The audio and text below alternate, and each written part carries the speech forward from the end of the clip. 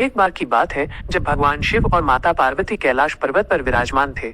उनके प्रिय पुत्र गणेश और कार्तिकेय युवा हो चुके थे। दोनों ही भाई बहुत गुणवान थे, लेकिन उनके स्वभाव में भिन्नता थी।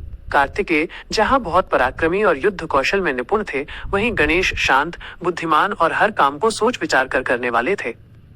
एक दिन नारद मुनि कैलाश पर आए और अपने साथ एक विशेष फल लेकर आए, जिसे ज्ञान फल कहा जाता था। नारद ने बताया कि यह फल उसे मिलेगा जो पृथ्वी की सबसे तेज परिक्रमा करेगा। यह सुनकर गणेश और कार्तिकेय दोनों के मन में इस फल को पाने की इच्छा जागी। कार्तिकेय ने तुरंत अपने प्रिय वाहन मोर पर बैठकर पृथ्वी की परिक्रमा के लिए निकल पड़े।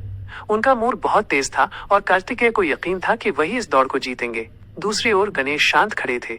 उनका वाहन चूहा इतना तेज नहीं था कि वो कार्तिकेय का मुकाबला कर सके। जब कार्तिकेय ने परिक्रमा शुरू कर दी तो नारद मुनि ने गणेश से पूछा, गणेश, तुम अभी तक यहीं क्यों खड़े हो? क्या तुम इस दौड़ में भाग नहीं लोगे?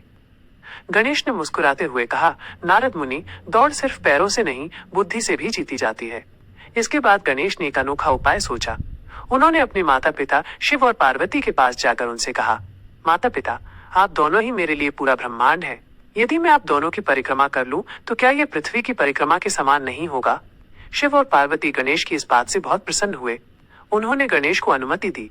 गणेश ने तुरंत अपने माता पिता के चारों ओर 3 परिक्रमाएं की और हाथ जोड़कर उनके सामने खड़े हो गए। जब कार्तिकेय अपनी लंबी परिक्रमा के बाद वापस लौटे तो उन्होंने देखा कि गणेश पहले ही फल लेकर बैठे हैं। कार्तिकेय ये देखकर हैरान और निराश हुए। उन्होंने पूछा, गणेश, ये कैसे संभव है? मैंने पूरी पृथ्वी की परिक्रमा की है, जबकि तुम यहीं थे। शिव और पार्वती ने कार्तिकेय को पूरी बात समझाई। उन्होंने बताया कि गणेश ने अपनी बुद्धि और माता पिता के प्रति प्रेम से इस दौड़ को जीता है। ये सुनकर कार्तिकेय को अपनी गलती का एहसास हुआ और उन्होंने गणेश की बुद्धि की प्रशंसा की।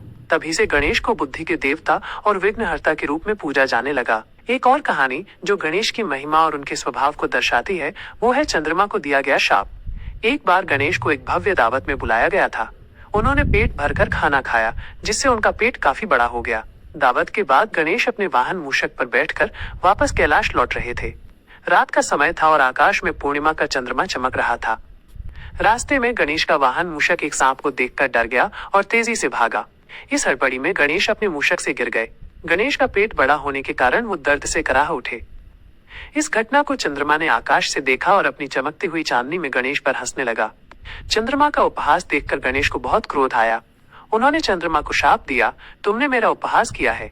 मैं तुम्हें शाप देता हूँ कि आज के बाद जो भी तुम्हें देखेगा वो कलंकित होगा और उसे झूठे आरोप का सामना करना पड़ेगा।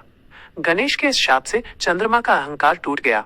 वो डर गया और उसने अपनी गलती के लिए गणेश से क्षमा मांगी। चंद्रमा ने विनती की, हे गणेश, मेरी गलती के लिए मुझे क्षमा करें। मैं आपका अपमान नहीं करना चाहता था। चंद्रमा की सच्ची क्षमा देखकर गणेश का गुस्सा शांत हुआ, लेकिन शाप को पूरी तरह वापस लेना संभव नहीं था। इसलिए गणेश ने शाप को थोड़ा कम कर दिया। उन्होंने कहा, यह शाप पूरी तरह से समाप्त नहीं हो सकता, लेकिन मैं इसे सीमित कर देता हूँ। ये शाप केवल भाद्रपद शुक्ल चतुर्थी के दिन ही लागू होगा।